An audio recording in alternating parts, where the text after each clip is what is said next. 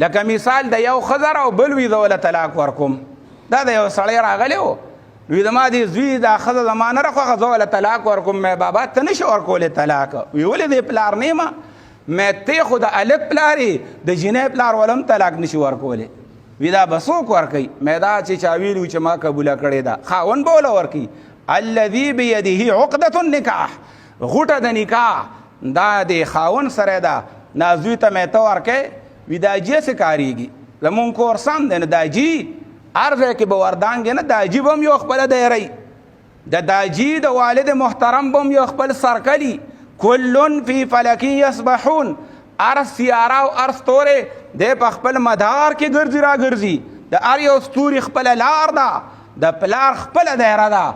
ته به هم زوی ته هسې خپې ناړمې چې دی ماله ډوډۍ پخه نه کړه، توده نه وه، سړه نه وه، او بس ایس نا ایسه ته وی چې د ښځې لرې طلاق ورکه.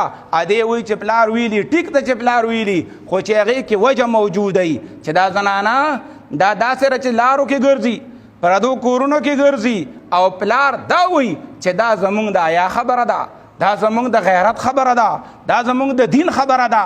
او بچې ستا دا ښځه په کورونو ګرځي او ته دلته پتمې او دا د کور وزیر خارجي جوړه شوې ده، لهذا دا پرېږده. صحیح ده هغه بیا چې معقول شرعي عذر پکې موجود دی. ته وایم دا سړی چې د سره 50,000 روپۍ مثال مالک لی ورکړی وي او دی د دې بل نه 15 لکه اخلي، نو ولې دی مالک دی؟ دی دا دوکان چې هغه له ورکوي د سره دا حق شته. د دین خبره خو دا وه چې ستا یو شی نه دی نو ته یې خرڅولی نه شي.